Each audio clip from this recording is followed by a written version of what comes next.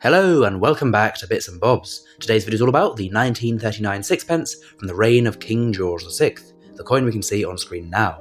I'll first go through the design of the coin and then move on to the facts and figures. So here is the reverse design, and it was done by George Kruger Gray. You can see the initials there, KG for Kruger Gray, above the word sixpence at the bottom, which gives us the denomination or value of sixpence.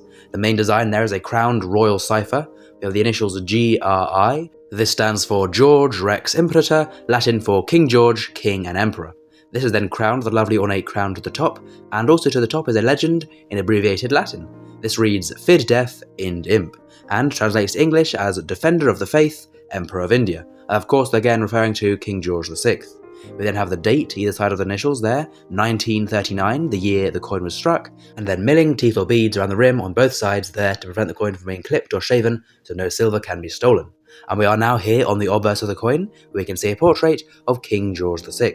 This is a left-facing, uncrowned bust, and was done by Humphrey Paget.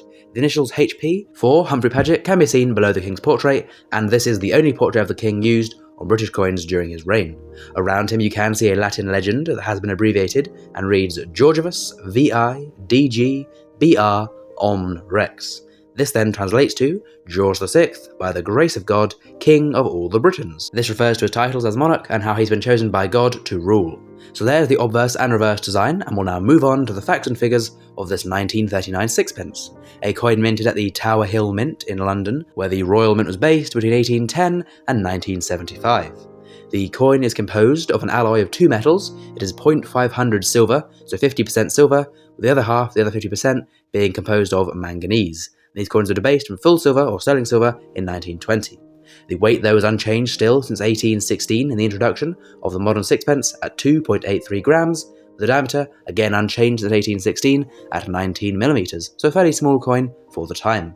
The mintage for this coin is 28,670,304, so quite a high mintage, many tens of millions of them out there, so by no means a rare coin or a rare date to look out for.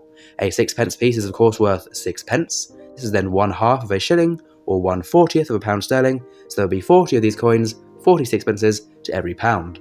And back in 1939, when the coin was released, 6p was equal to £2.09 today. So today you might have a £2 coin, back then the equivalent would be a 6p piece with a very similar buying power. And the coin was then demonetised in 1980, after serving as a 2.5p piece for a short while after decimalisation.